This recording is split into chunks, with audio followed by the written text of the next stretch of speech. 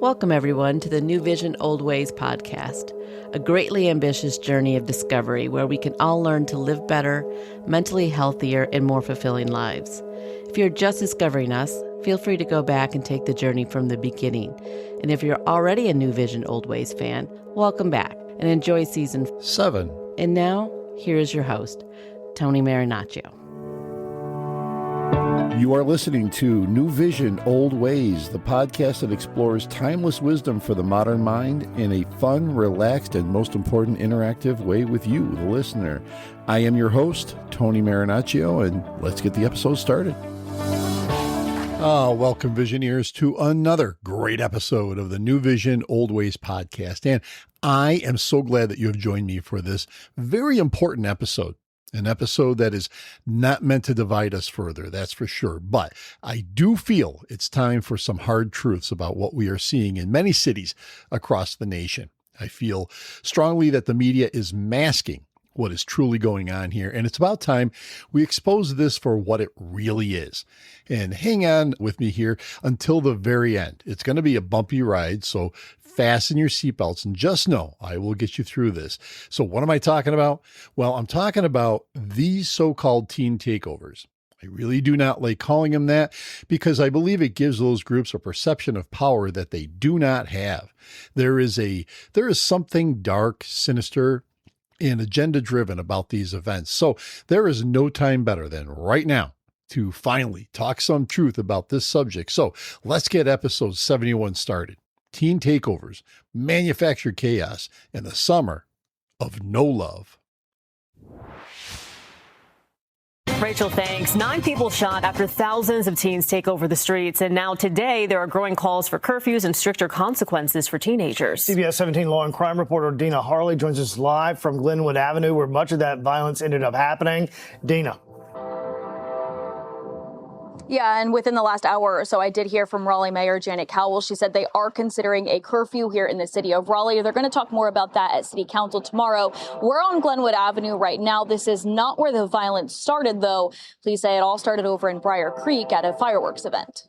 At around 10:30 on Saturday night, police say there were around 3,000 teenagers in the area. When they were removed from stores because of a fight, police say a bigger fight broke out and 2 innocent adults were shot. One juvenile was detained there after being found with a gun, but police say they do not believe that juvenile was one of the shooters. After police broke up that crowd, they say the juveniles went to the Glenwood South area and the crowd got even bigger. They estimate about 5,000 teenagers were on Glenwood Avenue. You can see in video from social media the chaos that erupted with hundreds of people in the street and law enforcement everywhere. 6 more people were shot between 1:30 and 3:30 in the morning. All of them are expected to be okay. Then about an hour later, at around 4:30 in the morning, a 9th person was shot on Capitol Boulevard. Police do believe it's related to the teen takeover. It's a growing trend, police say, of teenagers gathering in masses and causing trouble. Several businesses along Glenwood Avenue shut down early or locked their doors during the chaos. Some of those managers are now calling for police and city leaders to do more.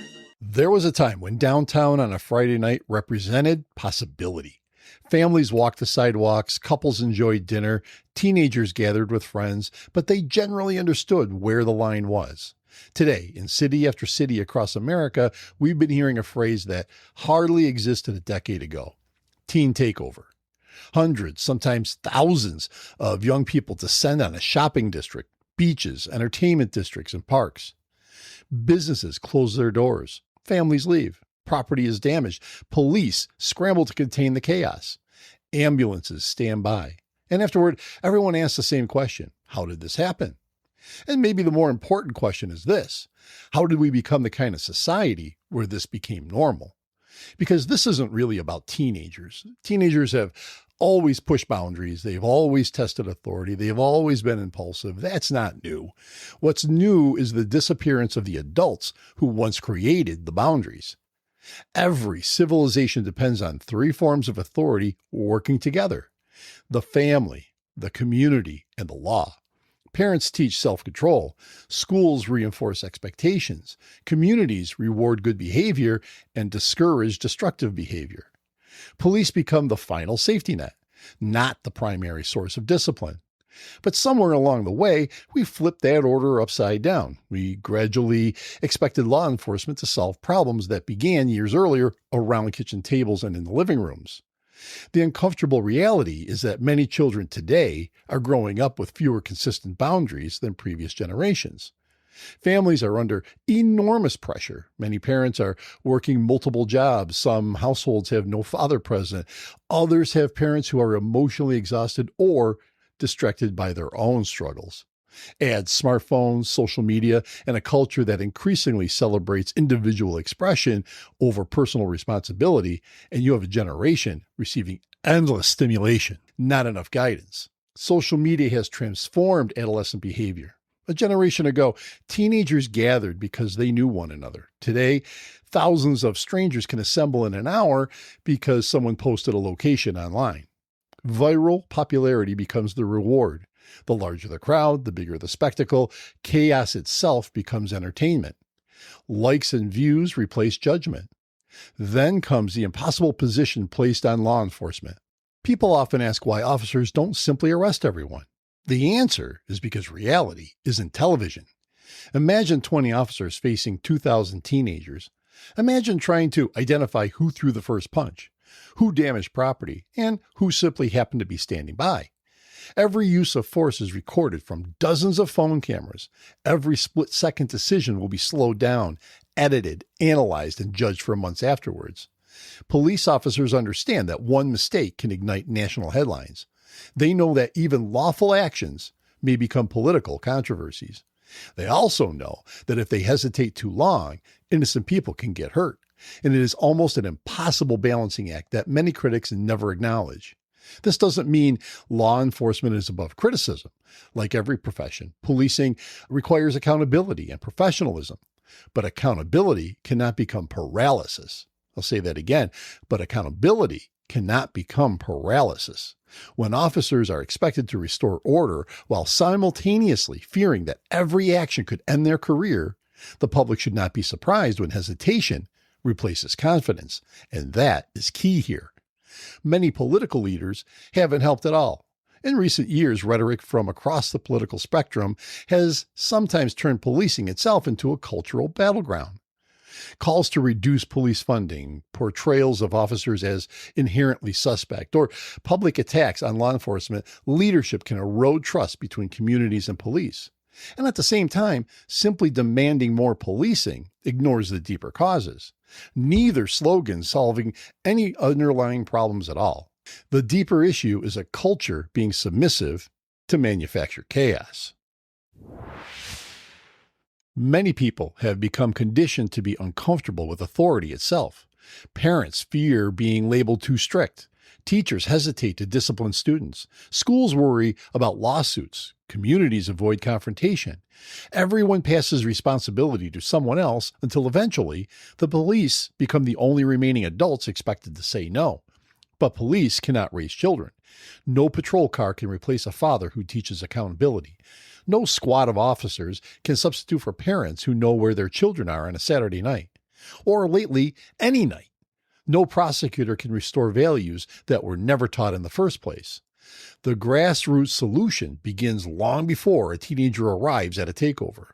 It begins with parents expecting respect before demanding rights. It begins with families eating dinner together and talking instead of scrolling. It begins with communities mentoring young people rather than merely entertaining them. It begins with schools that value character as much as achievement. It begins with churches, youth organizations, coaches, grandparents, and neighbors reclaiming their roles instead of assuming someone else will do it. Communities should also be willing to enforce reasonable consequences. When crimes occur, victims deserve justice, and young offenders need accountability that is firm, fair, and focused on changing future behavior. Ignoring misconduct does not build compassion. It often teaches the actions have no consequences. Ultimately, teen takeovers are not simply gatherings gone wrong. They are symptoms. Symptoms of weakened families, symptoms of declining civic responsibility, symptoms of institutions that have gradually surrendered confidence in their own authority. And here is where this gets difficult and real. Yes, there are so-called teen takeovers that can fall into the categories of a cry for attention, boredom, or from community tension, or a crack at social media validation. But the uncomfortable truth is that many of these events are not just random instances of teens blowing off steam as portrayed in the left agenda media. There is a much darker reality here. These events are constructed to purposely lure the police into untenable situations where chopped up video can portray them as the villains. So what is the goal here? If your goal is to undermine public confidence in law enforcement, you don't have to invent a story anymore. You simply create circumstances where a mistake becomes almost inevitable. You overwhelm a handful of officers with an uncontrollable crowd. You provoke, you taunt, you surround them. You throw objects. You refuse lawful orders. Even physically abuse officers, shoot fireworks at them, for instance. Then every phone comes out, waiting for that single moment when an officer, under extraordinary pressure, reacts imperfectly. One clip goes viral. The minutes leading up to it disappear. The assaults on officers disappear. The impossible decisions disappear. Context disappears. The narrative writes itself. Now, let me be clear. Like I said before, every police officer who abuses their authority should be held accountable. No badge should place someone above the law. But neither should we pretend that context doesn't matter. If an officer is being attacked, surrounded, or forced to make split-second decisions in a dangerous environment, that reality deserves to be a huge part of the conversation as well. But they have now perfected the invent the problem, fan the flames of chaos, and let the results fuel the argument that somehow it's white versus black. It's police versus civilian issue, when the situation would have never occurred in the first place if it wasn't fueled by a strong desire to reinforce a political agenda. The media loves it, but the real victims here, the kids being used for this purpose, are being damaged severely by their real oppressors, the ones organizing these events. The kids are being used as nothing more than tools for an agenda that will do nothing but put these kids in jail. Live a life on nothing but socialistic handouts and possibly death. All for what? To keep people who could care less about them in power. That is the real tragedy here. A generation of youth throwing their lives away for nothing, while so many just stand there and shake their heads and do nothing. I worry that we've created a culture where people are less interested in preventing confrontations than they are in exploiting them. Outrage has become political currency. Viral videos generate clicks, donations, followers, and influence political power. Every dramatic confrontation feeds another news cycle, another fundraising email, another social media campaign, another opportunity to reinforce a story that America is fundamentally broken beyond repair. More of an invented reality than a story. Whether that strategy is coordinated by organized groups in every instance, or simply encouraged by a culture that rewards conflict, the result is the same. The public sees another explosive video. Trusty roads a little more, communities become more divided, police become more hesitant, and criminals become more emboldened. And ordinary families become less willing to visit the very places that once brought a community together. And you know what? That's another tragedy here. The people who pay the highest price are rarely the actual activists, the commentators, or the politicians. It's the shop owners whose windows were shattered. It's the family who no longer feels safe downtown. It's the teenager who was looking for acceptance and instead found a mob.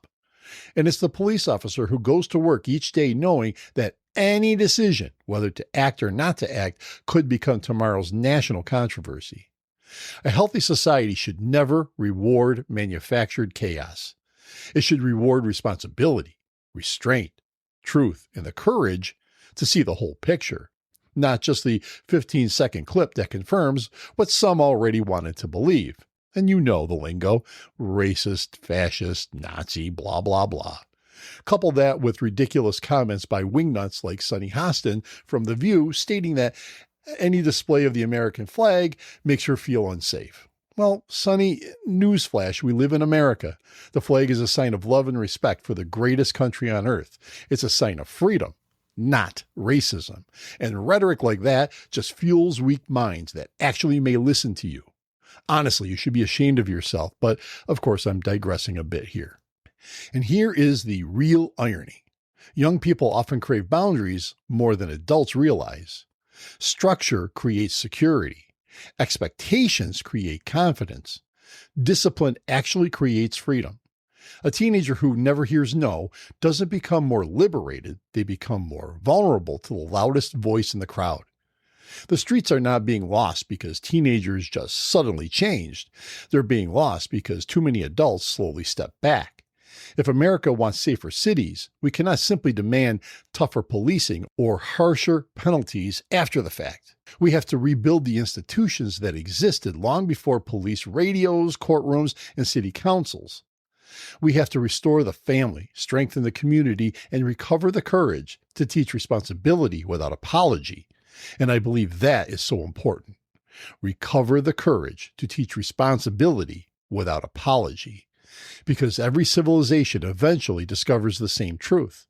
When responsible adults abandon the work of raising the next generation, someone else will raise them instead. And history rarely likes the results.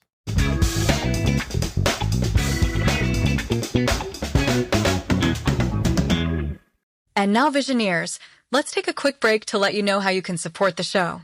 By clicking on the Patreon donate link in the show notes, or by typing in patreon.com/NewVisionOldWays, or at the NewVisionOldWays.com website, you can show your support by donating directly to the New Vision Old Ways podcast. These episodes take time and money to produce, and by donating what you are able to, it will allow us to grow the show and give you the best content that we can. Of course, you can cancel at any time. Remember, click on the Patreon donate link in the show notes, or by typing in patreon.com/NewVisionOldWays, or at the NewVisionOldWays.com website. Hint, you are able to donate a one-time lump sum. Then, cancel right after. Options are always a good thing. Thank you, and now, back to the show.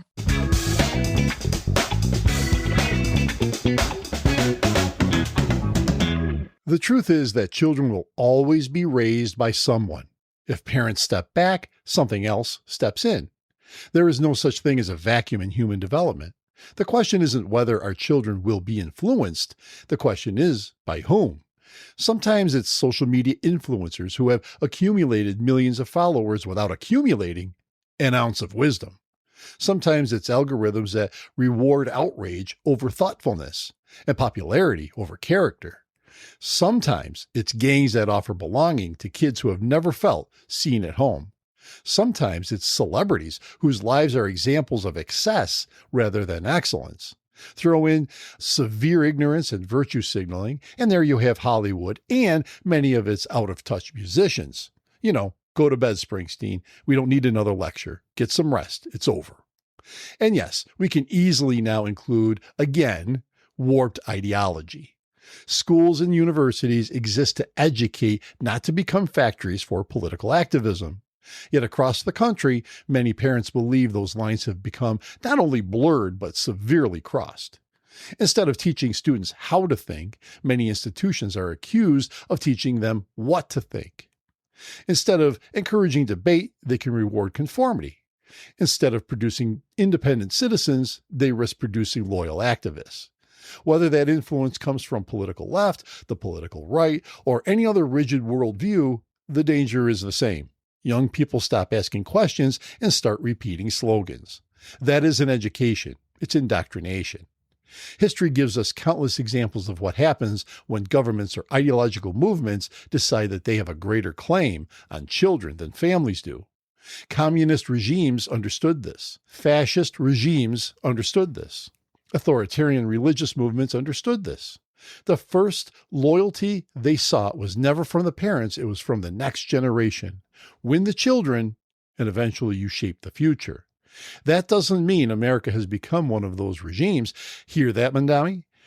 But it does mean that we should remain alert whenever any institution, government, school, media, corporation, or political movement begins acting as though it should replace the role of the family rather than supporting it.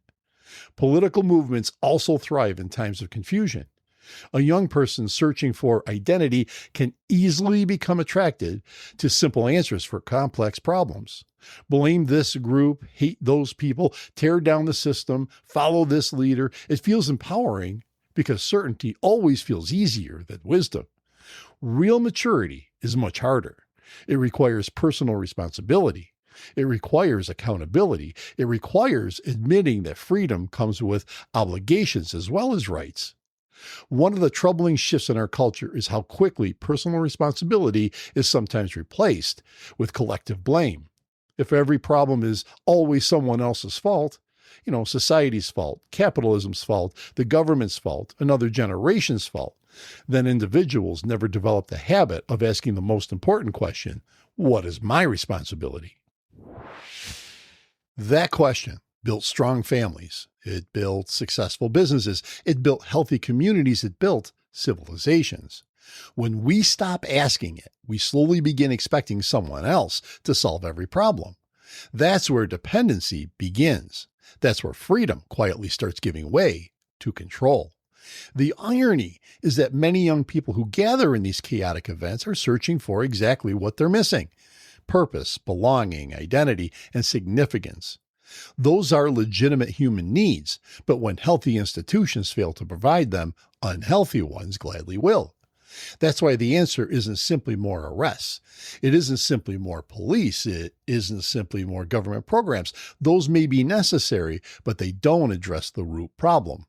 The real solution, as I have alluded to before, is rebuilding the institutions that teach character before crisis. Families that are present, schools that prize curiosity over ideology, coaches who demand discipline, faith communities that cultivate service, neighbors who know and support one another, adults willing to mentor instead of merely criticize. Because here's the uncomfortable truth. Every generation passes on more than money or property. It passes on its habits. It passes on its values. It passes on its courage or fear, responsibility or entitlement, wisdom or slogans. If we don't intentionally shape the next generation, someone else will, and they may not share our values. That's why this conversation isn't really about teenagers gathering in the streets. It's about a civilization deciding who gets to shape their hearts and minds of its children. Because once a generation learns that identity comes from the loudest crowd instead of the strongest character, recovering that generation becomes infinitely harder than protecting it in the first place. The time is now to take control of this situation. Parents need to parent. Schools need to instruct, not indoctrinate. And police need to be allowed to do their jobs. If these things do not occur, many of our youth will lose the ability to have any kind of future. And that is an absolute tragedy. We need to do better. Stop virtue signaling. Stop worrying about pronouns. Stop listening to people that do not have your best interest at heart. And let's give our youth a better future, one that they can embrace. We don't have to live in chaos if we choose not to. Mm-hmm. And if we're only looking at the past in order for some degree of, it was so much easier back then. No, it's never been easier. As I said before, no one knows that they're living in the 1400s. They were just alive back then. And it might be highfalutin, but what it says is, well, I'll tell you this, what it says is, our best days are yet to come. We are going to progress from here. And if you're just looking at the past and saying, man, that was when it was great, I wish we could go back. No, you never want to go back. You always have to understand that our best days are still ahead of us.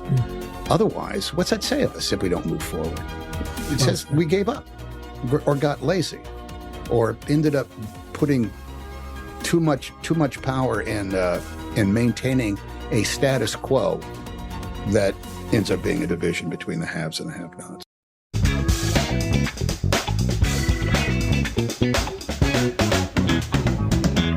So, what did you think of this episode or any of the episodes? We would love to find out. And here is where to get a hold of the show and let us know. These are in the show notes, but as always, here they are. There is a Patreon support link in the show notes and on the NewVision OldWays.com website that you can click on that will allow you to donate to the show and show your support. By donating what you can, it will allow us to book guests and cover costs. Anything will help. Cancel anytime. You can also message the show from each episode on your various platforms. Just look for the Send Us a Text Message link. If that doesn't work for you, you can email us at newvisionoldways@gmail.com. You can find us on what was Twitter, now X, at NewVisionOldWay, no S on that one.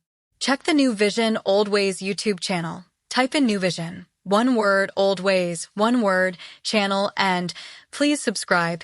It is free and will show support for the show. It really means a lot and will help grow the show on YouTube.